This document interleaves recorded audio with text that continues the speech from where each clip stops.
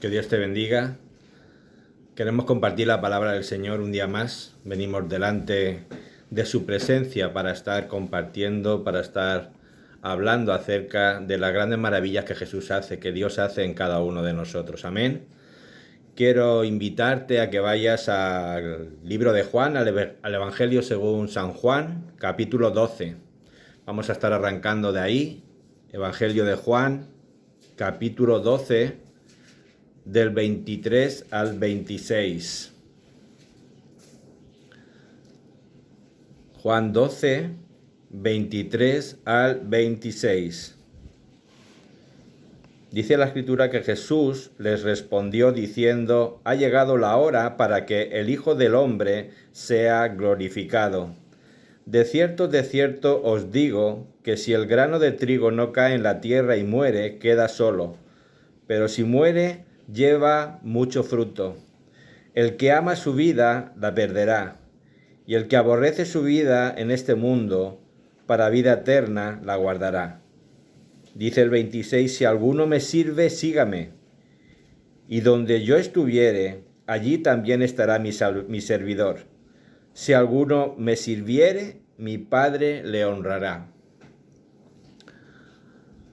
Estas palabras son unas palabras tremendas desde el punto de vista donde en este pensamiento quiero enfocarlas. Para conocer un poquito más sobre lo que Jesús estaba hablando aquí, tendrías que leer desde el verso 20, donde dice la Escritura que habían ciertos griegos que querían conocer a Jesús. Hay algo interesante en esta Escritura, y la verdad que no solamente en esta, sino algo peculiar cuando uno entra a leer la palabra del Señor.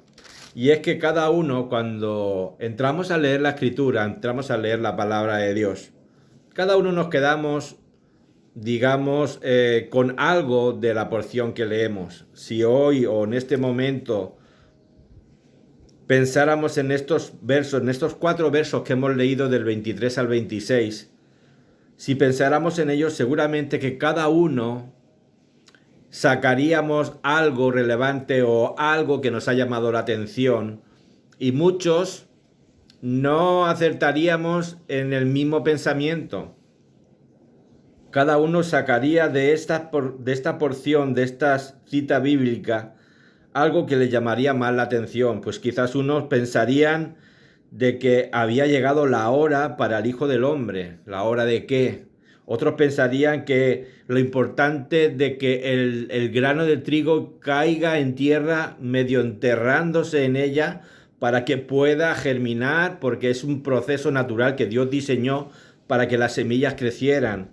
Otros hablarían o pensarían sobre la importancia de que uno tiene que no amarse tanto a él mismo, sino amar, como dice la Escritura, que Dios quiere que amemos a nuestro prójimo, a Dios primeramente. O sea, cada uno nos enfocaríamos en algo y posiblemente no fueran los mismos pensamientos unos que otros. Es evidente que le prestamos atención a lo que necesitamos. Cuando uno va a la palabra de Dios, cuando uno va a leer la palabra de Dios, uno va buscando ayuda, uno va buscando el conocer más a Dios, el Creador, al que le formó, uno va buscando una necesidad, uno va a leer la palabra de Dios para encontrar más fe de la que uno ya tiene, o sea, algo que te motive, algo que te ayude, algo que te estimule. Y cierto es que cada uno pensamos diferente. Es algo que últimamente como que el Señor me está mostrando, me está haciendo ver que todos creemos en un mismo Dios, todos vamos al Padre, todos vamos a buscar la dirección a través de su Escritura, pero cada uno interpretamos y procesamos la Escritura de una manera diferente. Lo que más me gusta, por decirlo de alguna manera, es que aunque todos y cada uno de nosotros, como hijos de Dios, tengamos un concepto, busquemos unas ideas de lo que Dios es a través de lo que nosotros creemos, lo que más me gusta del trasfondo que la palabra nos va hablando es que Dios te va a llevar a los caminos que Él quiere, y Dios va a poner en ti, si le dejamos, los pensamientos que Él quiere. Él quiere que pienses de una manera especial y quiere que caminemos de una manera especial. Si hay algo que realmente cuadra dentro de toda la palabra de Dios, es que Jesús sabía quién era el Padre. Porque tenían un mismo pensamiento, porque iban en una misma dirección con relación a la humanidad, con relación a su creación. Ellos sabían, él sabía, Jesús sabía, él llegó a declarar, mi Padre y yo, el Padre y yo, uno somos. O sea, él era uno con el Padre. Una manera de pensar, una manera de comportarse, una manera de caminar. Entonces, a lo largo de la Escritura uno tiene que entender, o al menos Jesús está mostrando o intentando mostrarnos a qué vino a esta tierra. Y nosotros como hijos de Dios tenemos que entender a qué vino a esta tierra. Y también sería una pregunta muy interesante, porque si preguntáramos al pueblo cristiano, al pueblo creyente, ¿a qué vino Jesús? Seguro que saldrían muchas respuestas. No saldría una sola respuesta. Hay algo que tenemos que tener claro. Él vino a morir. Yo no sé si estás de acuerdo conmigo. Pero Él vino a morir por nosotros. Ese era su principal cometido. Él tenía claro a qué venía a la tierra. Venía a morir. Y cuando digo venía a morir, yo personalmente entiendo que Él tenía que pasar por la muerte, experimentar esa muerte. Y es algo que no entra dentro de los planes del hombre, dentro de los planes de la humanidad. ¿Por qué? Porque el mundo, los hombres, las mujeres que vivimos en este mundo, si una cosa evitamos, es la muerte. Si hay algo que no nos gusta, es morirnos. Se suele decir muchas veces, a modo de broma te lo digo, que la muerte es lo último que vamos a hacer. Pero es gracioso, porque nosotros evitamos la muerte, intentamos no pensar en ella, y como cristianos a veces entramos en ese estilo de pensamiento que hoy día la humanidad quiere transmitir. La humanidad te quiere transmitir lo bueno, la humanidad te quiere transmitir lo positivo, la humanidad nos quiere hacer ver las cosas sanas, las cosas prósperas, los que nos ayuda a ser longevos, cuanto más vivan mejor. Yo estoy de acuerdo con todo eso, pero hay una parte que tenemos que hablar, hay una parte que tenemos que conocer, hay una parte que Jesús experimentó por nosotros, para que cuando nosotros pasáramos o cruzáramos ese umbral, pudiéramos tener una vida asegurada, una vida eterna juntamente con Él. Es más, cuando el pecado entró a través de Adán, dice la Escritura en Génesis capítulo 6, que Dios mismo dijo, no contenderá mi espíritu para siempre con el hombre. O sea, algo interesante. O sea, Dios no estaba dispuesto, por decirlo entre comillas, Dios no estaba dispuesto a tener una contienda continua con el espíritu del hombre una vez el pecado entró a través de Adán y de Eva. O sea, Él no estaba dispuesto a estar toda la eternidad contendiendo. Dice la palabra, no contenderá mi espíritu con el hombre para siempre. Dice, porque Él ciertamente es carne. Y cuando da la expresión de que Él ciertamente es carne, está diciendo, Él ciertamente no está dentro del propósito y del pensamiento por el cual yo lo diseñé. O sea, se había cambiado el propósito por causa del pecado. Y Él estableció una fecha límite para para el cuerpo terrenal de las personas. Dijo, 120 años será su vida. O sea, dando a entender, y de hecho vemos a veces que hay personas que llegan a esas edades tan prolongadas, pero Dios tenía claro que pasado esa edad, el hombre iba a ser extinguido. De alguna manera, el hombre, su vida, iba a ser acortada. Entonces, por eso es tan importante que entendamos la muerte. No nos gusta hablar de la muerte. No nos gusta familiarizarnos con la muerte. Ver la muerte como realmente es. Es algo que evitamos. Pablo dijo algo interesante. Él dijo, porque para mí el morir es ganancia. Y en esto me quiero basar, en frases dichas por personas que experimentaron un cambio cuando conocieron a Jesús. Porque eso lo pudo decir Pablo cuando él entendió, cuando él asimiló, cuando él experimentó las cosas, las vivencias que tuvo la oportunidad de experimentar conociendo a Jesús. O sea, Pablo llega a un momento, que lo dice la Escritura en Filipenses, creo que es capítulo 2, donde él dice, para mí el vivir es Cristo y el morir es ganancia.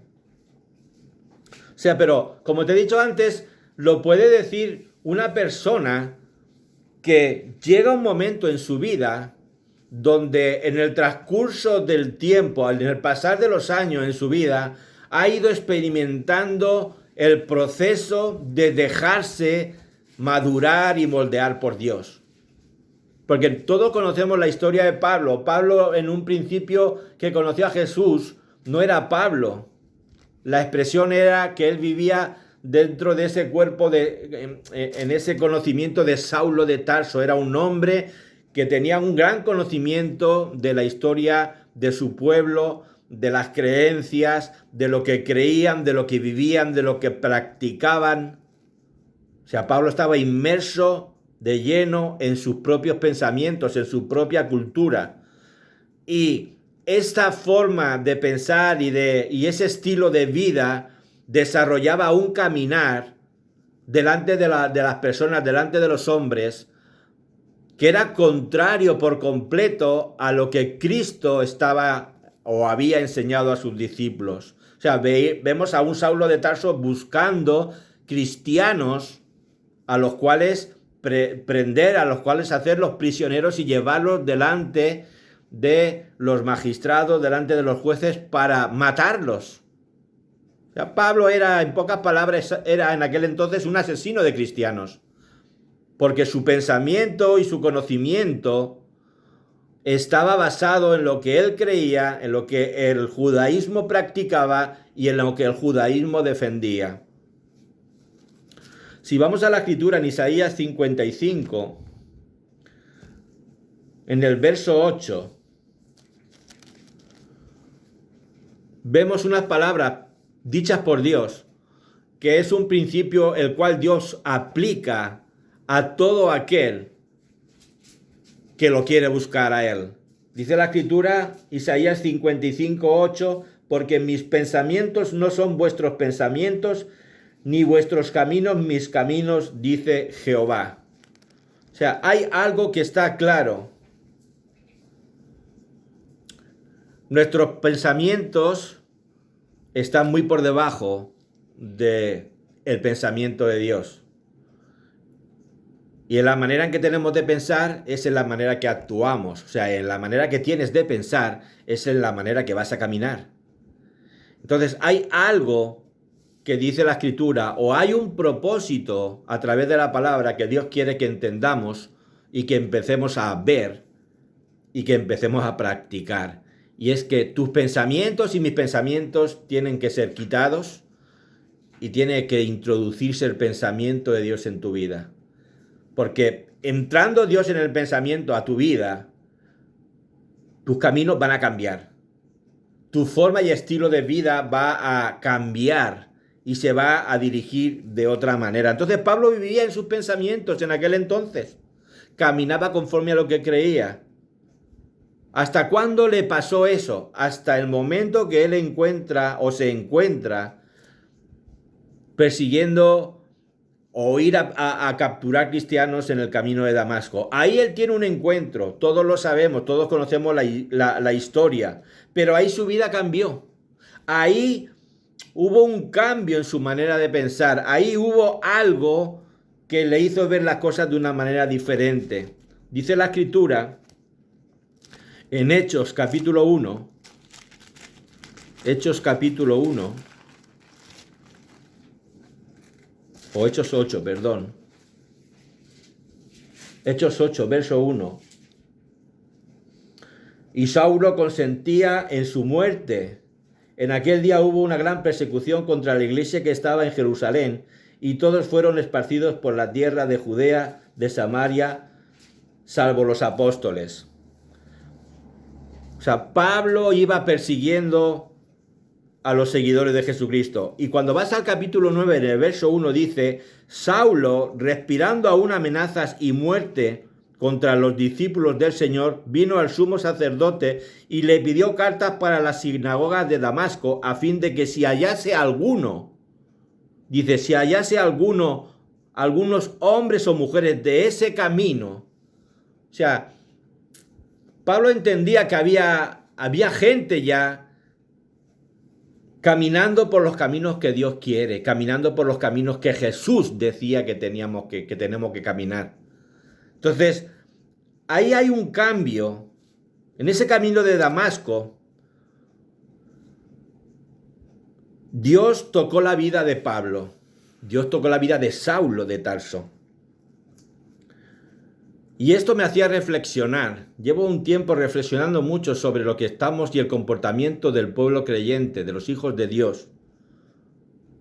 Y Dios quiere cambios en nosotros. Dios quiere cambios que nos lleven a pensar como Dios piensa. Dios quiere cambios en nuestra vida que permitan que nosotros caminemos como Dios quiere que caminemos. No sé si me estás entendiendo. Cambios que te lleven a caminar como Él quiere y por donde Él quiere. Hoy día la sociedad nos está empujando a hacer cosas y a practicar una vida donde seamos gente buena. Y yo no digo que el buenismo no sea bueno. Te estoy diciendo que a veces no entran dentro de los pensamientos de Dios. No entran dentro de los propósitos de Dios. Porque se ensalza cosas que no se tienen que ensalzar. Y se camina por cosas que no debemos caminar. Entonces Pablo entendió esto en ese camino. O sea, algo cambió en la vida de Pablo. Algo se quebró. Algo murió. Y esto es lo interesante. Él empezó a actuar bajo la dirección de Dios. Si tú vas leyendo Hechos capítulo 9, dice el verso 7, perdón, dice el verso 5, cuando él cae, él dijo, vamos al 4, y cayendo en tierra dice que oyó una voz que le decía, Saulo, Saulo, ¿por qué me persigues? Jesús hablando con Saulo. Y dice la Escritura que Saulo se extrañó y le preguntó en el 5, él dijo, ¿quién eres, Señor? Y le dijo, yo soy Jesús, a quien tú persigues. Dura cosa te es dar coces contra el aguijón. Dice que él empezó a temblar. Dice la Escritura, verso 6, él temblando y temeroso dijo, Señor, ¿qué quieres que yo haga? O sea, yo en este verso veo un quebranto en el pensamiento de Pablo y una penetración, vamos a decirlo así, del pensamiento de Dios en él, donde él empezó a tener dudas de lo que él era, empezó a tener, dice que estaba temblando y temeroso, porque estaba entendiendo que algo superior a lo que él representaba, estaba en contacto con él. Y él entendió que ese algo era Dios. Y le dijo, Señor, dice la palabra, Señor, ¿qué quieres que yo haga? O sea, se puso de golpe y porrazo, como solemos decir, en las manos de ese Señor. Señor, ¿qué quieres que yo haga? O sea, cambió todo el pensamiento o quebró el pensamiento que él tenía y entró un pensamiento nuevo, fresco, diferente, un pensamiento que le hizo ver las cosas desde otro punto de vista. Yo creo que muchas veces ese pensamiento de Dios quiere entrar en nosotros, quiere entrar cambiando cosas. y a veces no se lo permitimos porque aún está muy fuerte la naturaleza del pensamiento humano, la naturaleza del pensamiento en nosotros. Nosotros no podemos vivir si no miramos al pensamiento de Dios. No podemos vivir un cristianismo santo, puro y creciente, como dice la Escritura, que va a ir de gloria en gloria y de victoria en victoria. Nosotros tenemos que permitir que el pensamiento de Dios entre en nosotros, porque dice que son más altos sus pensamientos que los nuestros. Vamos a alcanzar mejores y mayores cosas pensando como Dios piensa, a la manera en que tenemos nosotros de pensar. Dice la Escritura que Él le dijo: levántate y entra en la ciudad y se te dirá lo que debes hacer. O sea, llega un momento que Saulo de Tarso se encuentra indefenso, se encuentra inseguro, dice la Escritura, temblando y temeroso, y confía toda su suerte en Dios, confía toda su suerte en Jesús, porque él en Dios creía, pero no entendía quién era Jesús. De hecho, perseguía a los que creían en ese camino. Y es interesante ver cómo toda la estructura de pensamiento, de creencias, de poder, de autoridad que tiene una persona caen cuando permitimos o accedemos a que Dios entre y nos haga pensar, nos haga ver las cosas como Él quiere que las veamos. O sea, es algo interesante. Dios quiere cambios en nosotros. Mira, cuando Jesús llevaba un tiempo hablando con sus discípulos, cuando Jesús llevó un tiempo enseñándoles sobre el reino de los cielos, tú vas a los evangelios y encuentras a Jesús hablándole a los discípulos, se los llevaba a un lugar retirado, les cogía para que le prestaran atención, les enseñaba del reino de los cielos, les enseñaba de la santidad, les enseñaba de la verdad, les enseñaba de ser justos, de ser honestos. Tantas cosas Jesús les enseñó, de amor, de cómo compartir las cosas. Jesús les enseñó de todo, pero llega un momento que cuando ellos ya estaban acostumbrados a ver los milagros que hacía, las señales y prodigios, los discípulos se encontraban a gusto en ese ambiente. Entonces llega Jesús y les empezó a enseñar de algo que aún no les había hablado. Les empezó a enseñar, les empezó a hablar de morir, de la muerte. Es algo que a nadie le gusta. Intentamos evitar las conversaciones sobre la muerte. No nos gusta. Dice la Escritura en Mateo capítulo 16, Mateo 16, verso 21. Dice: desde entonces comenzó Jesús a declarar a sus discípulos que le era necesario ir a Jerusalén y padecer mucho de los ancianos y de los principales sacerdotes y de los escribas y ser muerto y resucitar al tercer día. Qué interesante lo que dice aquí en Mateo 16. Léelo tranquilamente en tu casa. Seguramente que desde el verso 21 tú vas a sacar un concepto y yo voy a sacar otro. Porque esto es lo precioso de la palabra de Dios. Está tan viva que a cada uno nos habla de una manera y en cada uno va a poner Dios algo donde tú te fijes, porque quizás sea lo que necesitas en ese momento. Pero la realidad es que de estas cosas de la muerte Jesús no hablaba con sus discípulos. Pero les tenía que enseñar. Les tenía que hacer ver lo importante que era padecer, lo importante que es sufrir y lo importante que es morir. Escucha, hay muchos cristianos que no les gusta oír esta clase de enseñanzas. No queremos oír de muerte. Nos gusta más la línea de las predicaciones sobre el amor, las predicaciones sobre el gozo, las predicaciones sobre la paz, las sendas que nos llevan a momentos agradables. O sea, nos gusta escuchar esto, pero estamos alimentando el pensamiento, nuestro pensamiento, de una manera egoísta muchas veces. Porque es necesario que aprendamos a sufrir. Es necesario que sepamos lo que es padecer, que experimentemos padecimiento.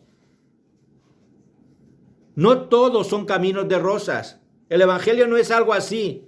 O sea, si nos están enseñando que el Evangelio todo es perfección, que el Evangelio todo es bueno, que el Evangelio es todo prosperidad, no es así. No es 100% así. Es necesario pasar por muerte. Es necesario morir viviendo. Esa es la mejor expresión. Es necesario morir viviendo. Dice la Escritura, en este capítulo 16 de Mateo, verso 1, dice que vinieron los fariseos y los saduceos para tentarle. Y le pidieron, dice, que le mostrase señal del cielo. O sea, ese es el pensamiento del hombre. El pensamiento del hombre es confrontar siempre el pensamiento de Dios. Siempre el hombre pretende poner en evidencia que sus pensamientos son mejores que los de Dios. Siempre van a intentar argumentar algo para dejar en ridículo a Dios. ¿Quién puede dejar en ridículo a Dios? Nadie. Dios está por encima, dice, mis pensamientos están por encima de vuestros pensamientos. Dice el verso 2, mas él respondiendo les dijo, cuando anochece decís buen tiempo, porque el cielo tiene arreboles. Y por la mañana hoy habrá tempestad, porque tiene arreboles el cielo nublado. Hipócritas. Jesús les estaba llamando hipócritas. Y les estaba diciendo, es absurdo vuestra manera de pensar. Hipócritas que sabéis distinguir el aspecto del cielo, mas las señales de los tiempos no podéis. Si a vosotros os aferráis a vuestra manera de pensar y creéis que es la única manera de pensar. Dice el verso 4, la generación mala y adúltera. O sea, les estaba reprochando y en pocas palabras les estaba diciendo a aquellos fariseos y saduceos que se juntaron, vosotros sois así, una generación mala y adúltera. Dice, a la generación mala y adúltera demanda señal, dice, pero señal no le será dada sino la señal del profeta Jonás. Dice, y dejándolos se fue. Para un cristiano que cree en el buenismo, podríamos pensar, ¿qué acción tuvo Jesús? No se apiadó de ellos. Podía haberles traído una enseñanza y haberlos atraído a sí mismo, haberlos, como se suele decir, haberlos ganado para la obra. Pero Jesús no quería nada con esa generación mala y adúltera. Quizá porque a lo mejor los habría visto muchas veces rondando alrededor de él, hablándoles, testificando, haciendo señales y prodigios, pero ellos siempre en esa altanería de hacer ver que sus pensamientos eran superiores a los pensamientos de Cristo.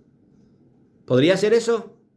El caso es que a mí me extraña este verso 4, me llama la atención que dice que dejándolo se fue. Dejándolo se fue. Ahora les dejó una notita.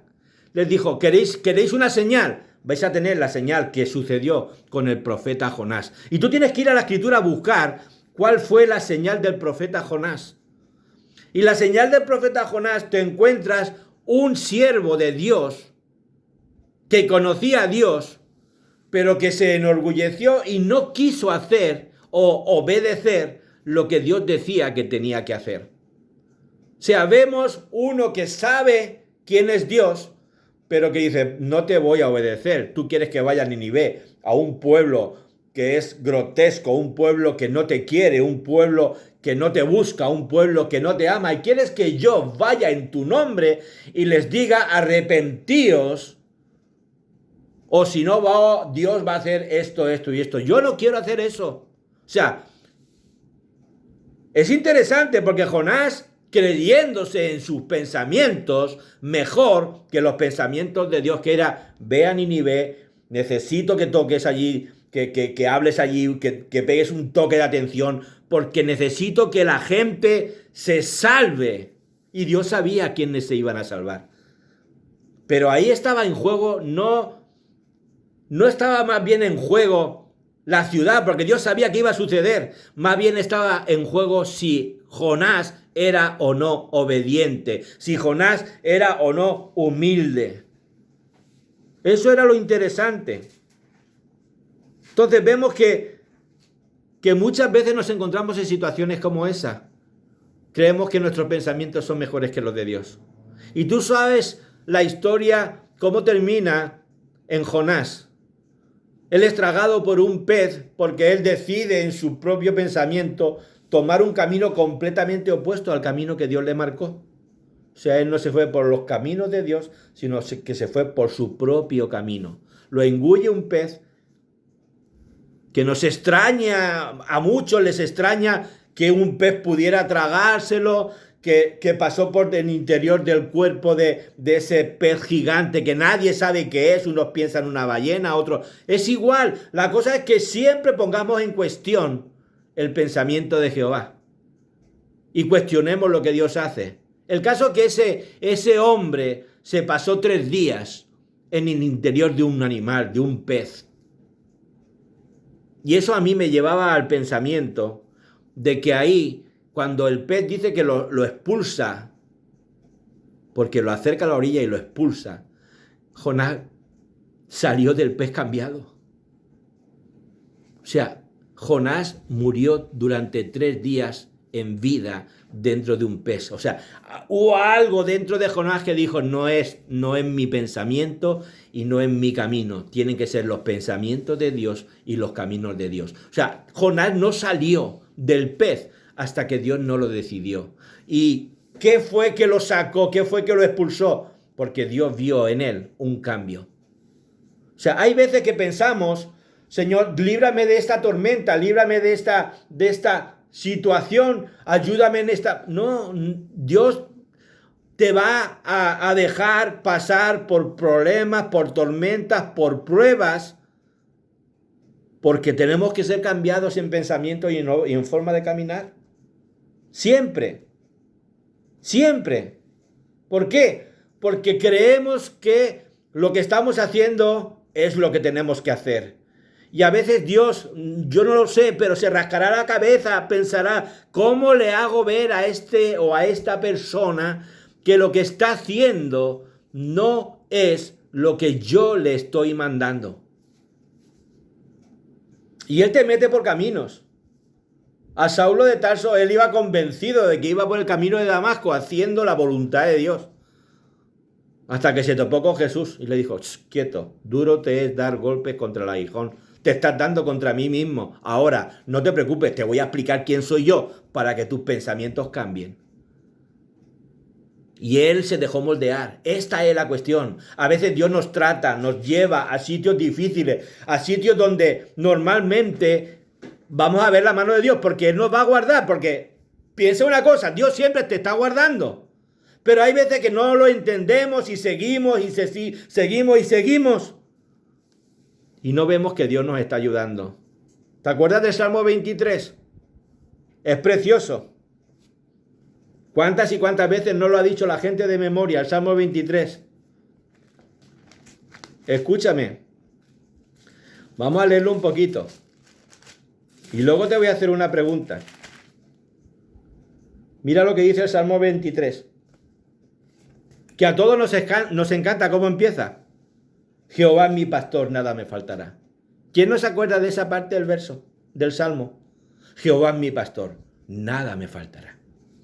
En lugares de delicados pastos me hará descansar. Junto a aguas de reposo me pastoreará. Confortará mi alma. Me guiará por sendas de justicia por amor de su nombre. Qué bonito es todo. Y con qué tranquilidad uno lo lee y lo dice. Cuando llega el verso 4 intentamos pasarlo rápido. Aunque ande en valle de sombra y de muerte, no temeré mal alguno porque estarás conmigo. O sea, cuando tocamos el parte del sufrimiento, cuando tocamos la parte de la muerte, intentamos escabullir. Intentamos salir rápido de esa situación. ¿Por qué? Porque a nadie le gusta hablar de padecimientos. A nadie le gusta hablar de sufrimientos. No queremos sufrir, no queremos padecer. Sin embargo, vemos a Jesús diciéndole al Padre en el huerto, Padre, si es tu voluntad, cuando Él habla con los griegos, con sus discípulos, y les está diciendo, donde hemos leído en Mateo, le está diciendo, es hora de que el Hijo sea glorificado. Les estaba diciendo, ha llegado la hora, ha llegado el momento donde voy a cruzar, voy a vivir, a experimentar la muerte. Y esa parte, vemos a Cristo sufriendo, padeciendo, y tenía que enseñarla. Pero nosotros como seguidores suyos no queremos esa parte no la queremos practicar. No nos gusta. Pero Mateo 16 es una clase magistral entre lo que yo pienso como persona, como hombre, en versión de lo que Dios quiere que pensemos. Porque Mateo 16 te habla de la importancia de contemplar la muerte, de ver que si Jesús la sufrió, no fue porque a él le apeteciera, sino porque había tanto amor y había tanta conexión, tanta unión de pensamiento entre él y el Padre, que él dijo, no, yo voy, yo muero por lo que hemos creado, yo muero por la humanidad. Entonces, del 1 al 4, vemos al hombre en todo su apogeo. En Mateo 16, del 1 al 4, vemos el pensamiento del hombre. Vienen los fariseos, vienen a decirle las cosas. Necesitamos que nos muestre señal. La arrogancia, la soberbia, lo que a veces hacemos. Y te estoy hablando dentro del mundo cristiano. A veces hablamos que creemos ser más sabios que muchas otras personas. Y no nos damos cuenta de que es un don, de que es un privilegio el que Dios ya nos haya tocado y nosotros hayamos experimentado un cambio y empezamos a pensar como Dios piensa y queremos seguir caminando como Dios camina, y estamos en ese proceso de ir soltando lastre de nuestra pasada manera de vivir y encontrar una nueva novedad de vida, vivir de la manera en que Dios quiere que vivamos en medio de este mundo que va a la deriva. Pero a veces nos creemos mejores que otros. Y eso es lo que te está hablando Mateo 16. Porque llega un momento que después de que Jesús les habla de muerte, les explica que va a padecer, que va a sufrir, llega un momento, dice la palabra, en el verso 13 y 14, dice que estaban todos reunidos y Jesús les pregunta, no por curiosidad, quería oír lo que ellos pensaban. Y les pregunta a los discípulos, ¿quién dice los hombres que es el Hijo del Hombre? Y entonces cada uno empieza a decir lo que han oído de las gentes de quién es Jesús. Ahora, llega un momento, en el verso 15, que entonces los señala a ellos como sus seguidores. O sea, perdona, pero Jesús te va a señalar y te va a decir, Fidel, ¿quién dices que yo soy? Y ahí es donde tenemos un problema como creyentes. Porque si tus pensamientos no están alineados con los pensamientos de Dios, si mis pensamientos no están alineados con los pensamientos de Dios, yo voy a tener una imagen equivocada de lo que Jesús es. Y cuando Dios nos pregunta, como creyentes, a veces no sabemos responderle quién es. Y no lo transmitimos de la manera en que Jesús quiere que se lo transmitamos a los que no conocen de Jesús. Si tú y yo no tenemos seguridad en quién es Cristo, en quién es Jesús, en qué vino, a qué vino, por qué vino, ¿cómo le vamos a enseñar a otros quién es Jesucristo? Si yo estoy tan enredado en mis pensamientos y en mis propios caminos, ¿cómo voy a enseñar los pensamientos de Dios y a decirle por dónde caminar a la gente para que vayan conforme a los caminos de Dios? Es interesante que reflexionemos sobre esto. Ahora, ¿cómo podemos acceder a tan grande bendición de saber quién es Cristo, de saber quién es Dios, de saber quién es Jesús, si no morimos a nosotros mismos? Porque eso es lo que la enseñanza de Cristo en Mateo 16 quiere que entendamos. Puedes entenderla, puedes darle las vueltas que tú quieras a este capítulo y modelarlo de la manera que tú quieras, pero la realidad es que Cristo murió por ti y por mí. Y que de la misma manera que enseñó a los discípulos a que se familiarizaran con la muerte, a que se familiarizaran con el sufrimiento, a que se familiarizaran con la presión, tú y yo nos tenemos que familiarizar igual, porque es parte de nuestra vida en Cristo. Porque si a Él lo persiguieron, y a Él lo maltrataron, y a Él lo crucificaron, nosotros no podemos pagar peor o menor precio. ¿Por qué? Porque llegarán momentos donde vamos a ser, vamos a ser probados a ver si realmente soportamos la presión. Y es verdad, como hemos leído en el Salmo 23, que aunque pases por valle de sombras y de muertes, Dios va a estar contigo. Pero el Salmo 23 en ningún momento te está diciendo, no te preocupes que si puedo, como que soy Dios, te voy a evitar de que pases por valle de sombras y de muerte. No, la palabra dice que vamos a pasar por situaciones así. Y lo único que te va a mantener firme es lo que tú dices que Jesús es. Lo que tú crees que Jesús es. Eso es lo que le estaba diciendo. ¿Y quién dice? ¿Y vosotros quién decís que soy yo? Verso 15, Mateo 16. Dice la palabra que respondió Simón Pedro, y escúchame bien, esto es interesante que lo entiendas. Porque Simón Pedro dijo, tú eres el Cristo, el Hijo del Dios viviente. Y entonces Jesús llega y le dice, bienaventurado eres Simón. Todos sabemos la historia. ¿Por qué? Pues porque hijo de Jonás no te lo reveló ni carne ni sangre, sino mi Padre que está en los cielos.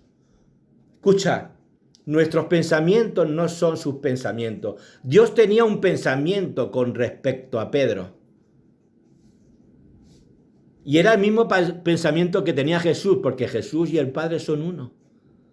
Y Jesús dijo de Pedro, yo te voy a hacer pescador de hombres.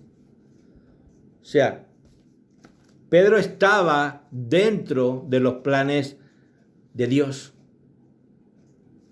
Y entonces Jesús empieza a hablarle a Pedro y le dice en el verso 18, yo también te digo que tú eres Pedro, que sobre esta roca edificaré mi iglesia, las puertas del Hades no prevalecerán contra ella. Dice, y a ti te daré las llaves del reino de los cielos, y todo lo que atares en la tierra será atado en los cielos, y todo lo que desatares en la tierra será desatado en los cielos. Escucha, te voy a hacer una pregunta. Si baja Jesús y tienes un encuentro con él y una revelación al punto como la tuvo Pedro, en ese momento él entendió esa revelación que le mandó Dios para que la entendiera. Y luego Jesús te da esa palmadita que le dio a Pedro en la espalda diciendo, no te preocupes, que lo he entendido. Sé que tú sabes quién soy.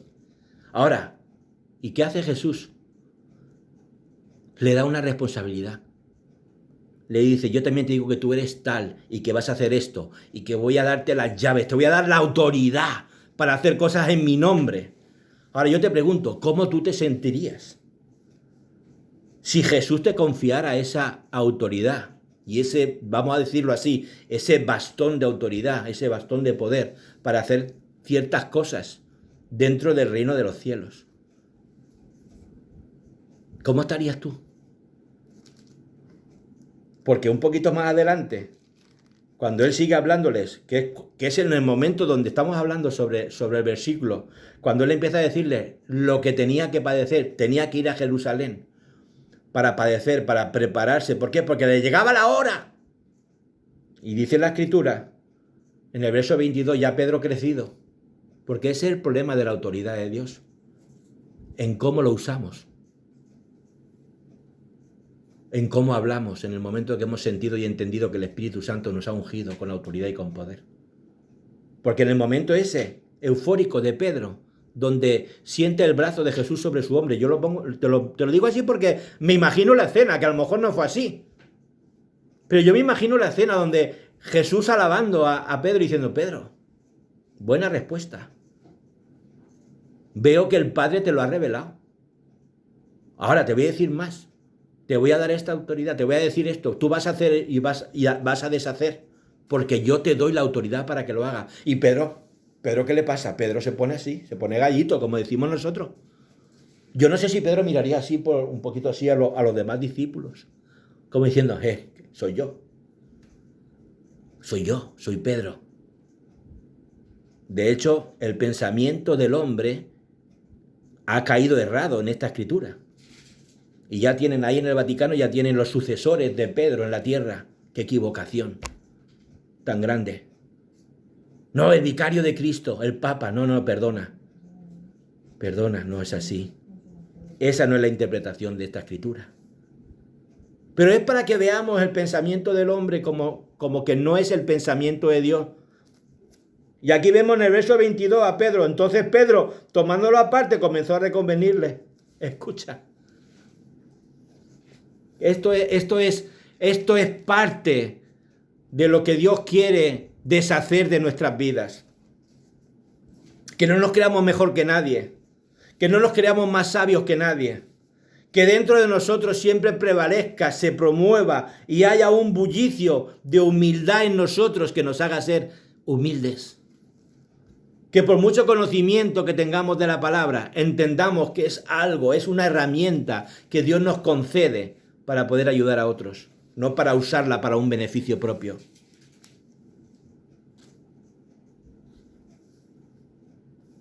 Pedro había subido un escalón, claro que sí.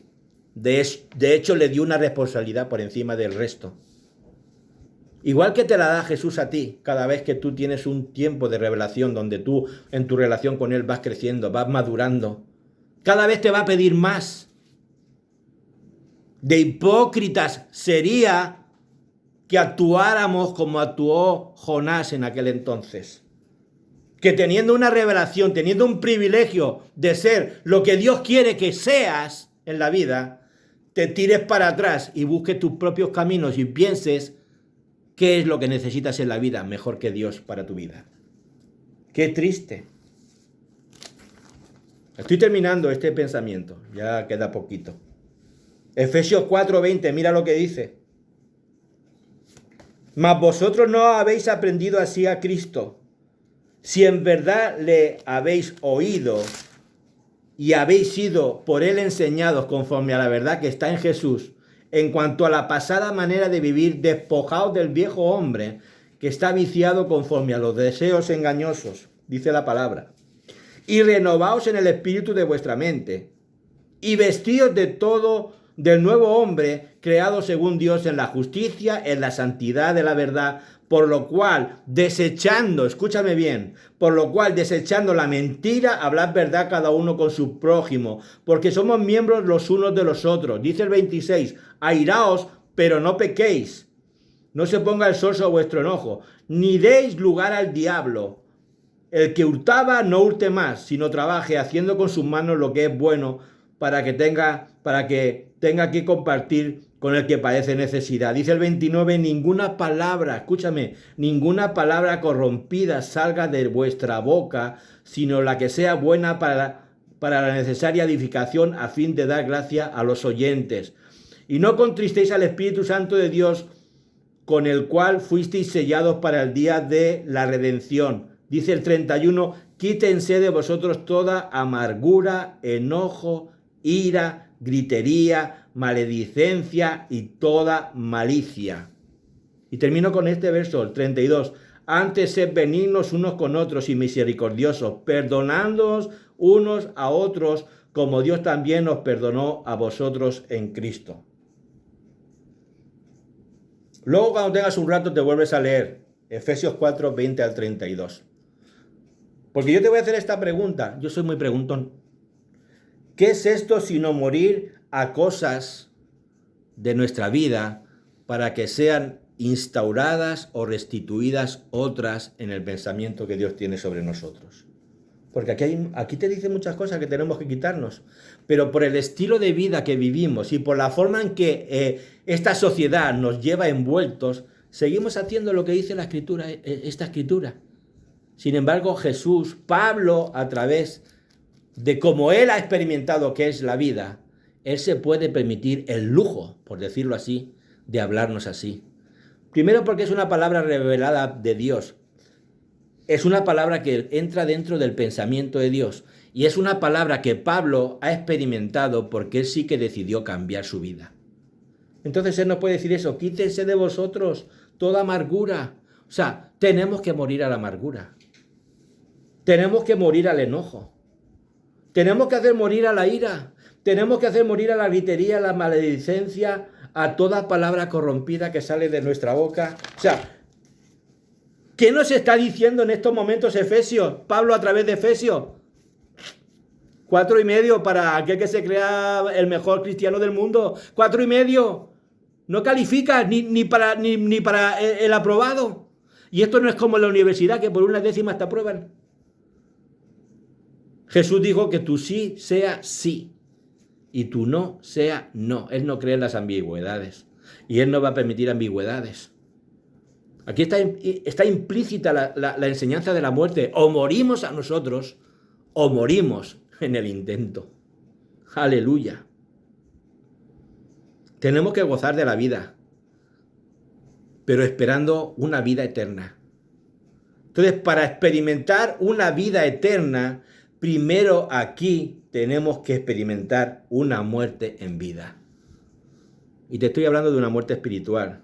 Entonces, ¿entendemos que Pablo hablara así? O sea, yo por lo menos entiendo que Pablo pudiera hablar así. Yo entiendo que Pablo pudiera decir a boca abierta, porque para mí el vivir es Cristo y el morir es ganancia. O sea, él entendía que si Dios lo estaba dejando aquí, porque él lo dice así en Filipenses, si Dios me está dejando aquí es porque a Dios le interesa que físicamente esté aquí para seguir trayendo enseñanza. Pero él llega a la conclusión, por la forma en que tengo ya de pensar, por la manera en que tengo de caminar, yo ya tengo claro, además él lo expresa así, he acabado la carrera, he guardado la fe. Qué interesante. O sea, Pablo había llegado a un nivel de vida donde él veía la muerte como una ganancia. Por eso él llega a un punto donde dice, para mí el morir es ganancia. O sea, quizás nosotros vivamos en ese proceso ascendente, porque tengo que creer y por fe tengo que declarar que es un proceso ascendente hacia la santidad, donde yo poco a poco voy a dejar de ser un Saulo de Tarso y voy a convertirme en un Pablo, hablando espiritualmente. O sea, tenemos que vivir en ese punto de vista.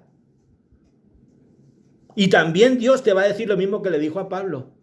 Porque Pablo llegó a un momento donde él, el aguijón que tenía, él le pedía a Dios, y llegó un momento donde Dios le tuvo que decir, Pablo, bástate mi gracia. O sea, ¿qué me está diciendo eso? Que ni Pablo ni nadie, escúchame bien, ni Pablo, ni tú, ni yo, vamos a librarnos del camino por donde Dios nos quiere que pasemos.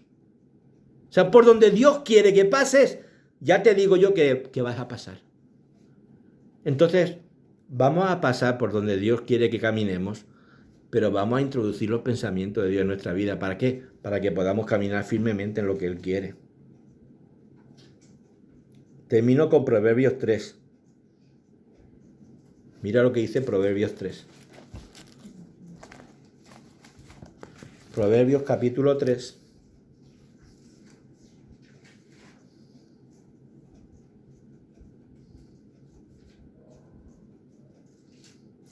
Versos 6, 7 y 8. Dice, reconócelo en todos tus caminos, y Él enderezará tus veredas.